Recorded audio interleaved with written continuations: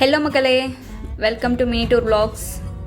இன்றைக்கி நம்ம சேனலில் ஒரு சூப்பரான அகைன் செட்டிநாடு ரெசிபி தான் பார்க்க போகிறோம்.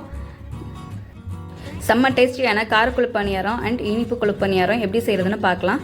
பார்க்குறதுக்கு முன்னாடி நீங்கள் இன்னும் நம்ம சேனலில் சப்ஸ்கிரைப் பண்ணாமல் பார்த்துட்ருக்கீங்கன்னா சப்ஸ்கிரைப் பண்ணிட்டு கீழே இருக்க பெல் ஐக்கானை தட்டி விடுங்க. அப்போ தான் நம்ம போகிற வீடியோஸ்லாம் டான் வந்து சேரும். வாங்க எப்படி செய்யலான்னு பார்க்கலாம். இது செய்கிறதுக்கு நான் முதல் நாள் நைட்டே மாவாட்டி வச்சுருக்கேன். மாவாட்டுறதோட பக்கம் பார்த்திங்கன்னா 1 டம்ளர் பச்சரிசி, 1 டம்ளர் புழுங்கரிசி, 1/4 டம்ளர் உளுந்தம்பருப்பு, கூடவே 2 ஸ்பூன் வெந்தயம். இது எல்லாத்தையுமே முதல் நாள் நைட்டே ஊற வச்சு மாவாட்டிடுங்க. 8 மணி நேரம் புளிக்க விட்டுருங்க. அதுக்கப்புறம் நம்ம இதை செய்ய ஆரம்பிச்சிடலாம். உப்பு போட்டுறாதீங்க. முன்னாடியே உப்பு போட்டிங்கன்னா நம்மளால் இனிப்பு பணியாரம் செய்ய முடியாது. இதுதான் செட்டிநாட்டில் செய்கிற ஆத்தென்டிக் குழிப்பணியாரமாவோட பக்குவம்.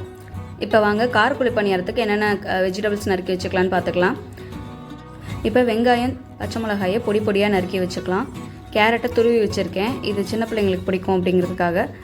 அதுக்கப்புறம் பார்த்திங்கன்னா கொஞ்சமாக கருவேப்பிலை, லாஸ்ட்டாக மல்லி இலை.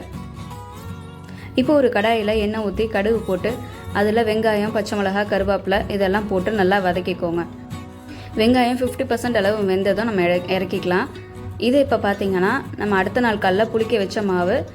இதில் பார்த்திங்கன்னா அதை கலந்து விட்டுருங்க. பாதி மாவை தனியாக எடுத்து வச்சுருங்க இனிப்பு பணியாரத்துக்காக. இப்போ மீதி மாவில் நம்ம செஞ்ச கலவையை சேர்த்துக்கிறோம். லாஸ்ட்டாக கொத்தமல்லி ஆட் பண்ணிக்கிறோம். இப்போ இந்த மாவை நல்லா மிக்ஸ் பண்ணி விட்டுறலாம். கூடவே மாவுக்கு தேவையான லெவல் நைஸ் உப்பு சேர்த்துக்கோங்க. முக்கியமான விஷயம் என்னென்னா, மாவு அரைக்கும் போது கண்டிப்பாக நீங்கள் வெந்தயம் சேர்த்துருக்கணும். இப்போ நான் குழிப்பணியாரக்கல்ல காய வச்சுக்கிறேன். அதில் நெய் ஃபுல்லாக ஆட் பண்ணிக்கிறேன். அந்த நெய்யை நல்லா ஸ்ப்ரெட் பண்ணி விடுங்க. இப்போ நம்ம கலந்து வச்சுருந்த மாவை இதில் சேர்த்துக்கலாம்.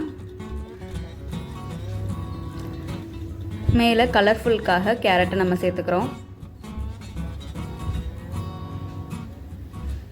கேரட்டை போட்டோன்னே நல்லா ப்ரெஸ் பண்ணி விடுங்க.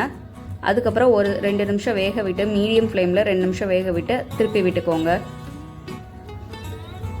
திருப்பி விடும்போது நீங்கள் எண்ணெய் எதுவும் சேர்க்க வேண்டாம். நம்ம முதல்ல சேர்த்துருந்தா நெய்யே போதும். இந்த சைடு 1 நிமிஷம் வர வேக ஓட்டி நம்ம எடுத்துக்கலாம். இதுக்கு நீங்கள் நெய் தான் விடணும்னு இல்லை, கடலெண்ணெய் நல்லெண்ணெயும் நீங்கள் ஆட் பண்ணிக்கலாம். நெய் விடும்போது ரொம்ப டேஸ்ட்டாக இருக்கும். இப்போ நமக்கு சுவையான செட்டிநாடு ஸ்டைல் குழிப்பணியாரம் ரெடி. பாருங்கள், பார்க்குறதுக்கு எவ்வளோ கலர்ஃபுல்லாக இருக்குது கேரட் போட்டிருக்கிறதுனாலன்னு. இப்போ நம்ம இதை டேஸ்ட் பண்ணி பார்த்துடலாம். இது கூட நான் க்ரீன் சட்னி சர்வ் பண்ணுறேன். Green chutney or red chutney நீங்கள் எது வேணாலும் சர்வ் பண்ணலாம். சூப்பராக இருக்கும். இப்போ இதை பிச்சு காமிக்கிறேன் பாருங்கள். உள்ளே நல்லா சாஃப்டாக இருக்கும், நல்லா வெந்து செம்ம டேஸ்ட்டாக இருக்கும். இப்போ நம்ம அடுத்து இனிப்பு குழி பணியாரம் எப்படி செய்கிறதுன்னு பார்த்துடலாம். அதுக்கு பார்த்திங்கன்னா வெள்ளைப்பாகை நல்லா காய்ச்சிக்கங்க. வெள்ளைப்பாகை காய்ச்சினதுக்கப்புறம் நம்ம கலந்து உப்பு போடாமல் கலந்து வச்சுருக்கோம் இல்லையா மாவு, அந்த மாவில் அந்த வெள்ளைப்பாகை ஆட் பண்ணிக்கோங்க. அதுக்கப்புறம் ஒரு 1/2 ஸ்பூன் ஏலக்காய் பொடி சேர்த்துக்கோங்க. அதுக்கப்புறம் இந்த மாதிரி அஸ் யூஷுவல் நீங்கள் நெய் விட்டு குழிப்பணியாரக்கல்லில் ஊற்றி எடுத்துடலாம். இப்போ உங்களுக்கு டேஸ்டியான ஸ்வீட் குழிப்பணியாரம் ரெடி.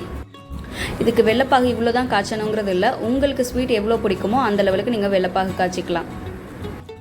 இந்த ரெசிபி எப்படி இருந்ததுங்கிறத கீழே மறக்காமல் கமெண்ட் பண்ணுங்கள். வீட்டில் கண்டிப்பாக ட்ரை பண்ணி பாருங்கள். வீடியோ பிடிச்சிருந்தா அப்படியே லைக்கை தட்டி விடுங்க. இதே மாதிரி நம்ம நிறைய செட்டிநாடு ரெசிபிஸ் போட்டிருக்கோம். அதெல்லாம் பார்க்கணுன்னா நம்ம பிளேலிஸ்ட்டில் போய் பாருங்கள். நான் எண்டில் கொடுக்குறேன். டாட்டா.